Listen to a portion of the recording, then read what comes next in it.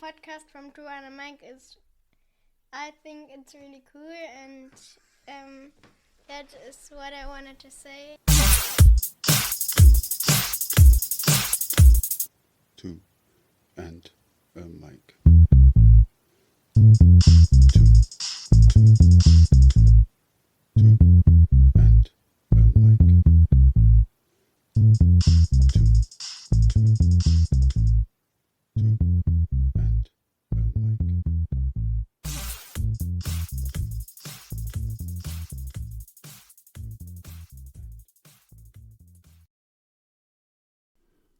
First of all, I apologize for my recent absence. Being sick is not very cool for a one-man band.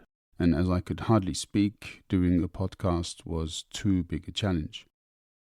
Luckily, I had pre-recorded an episode, though had to wait to be able to produce this miserable audio introduction.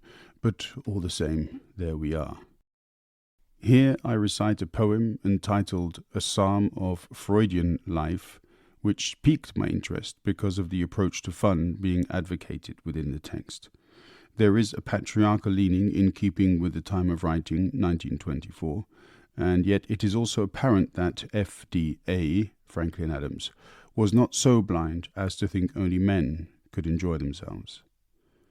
As with all art, we each take from it what we see and feel as individuals. I like to take the advice to enjoy oneself while one can, to be yourself and not to simply ally yourself to the majority, and this point I associate with politics as much as with entertainment. And finally, I would say that we should not take life too seriously, though we should definitely appreciate every moment of it. I hope you enjoy it. A Psalm of Freudian Life by Franklin Pierce Adams. Tell me not in mournful numbers, life is but an empty dream. To a student of the slumbers, things are never what they seem. Life is yearning and suppression. Life is that to be enjoyed. Puritanical discretion was not spoke by Dr. Freud. Deep enjoyment and not sorrow is our destined end alway, but to dream that each tomorrow finds us Freudier than today. Sleep is long, and dreams are straying, and our hearts, though they may falter, still like saxophones are playing, wedding marches to the altar. In the universal battle, in the seraglio of life, be not like dumb, driven cattle. Beat your husband or your wife. Trust no dame, however pleasant. Leave the dead ones on the shelf. Act in the living present.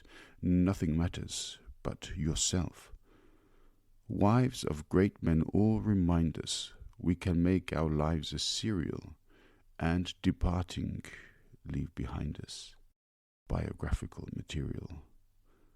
Stories that perhaps another, sailing o'er life's Freudian sea, a forlorn and dream-racked brother, reading, might say, how like me. Let us then be up and doing, with a heart for any mate, now eluding nor pursuing, learn to individuate.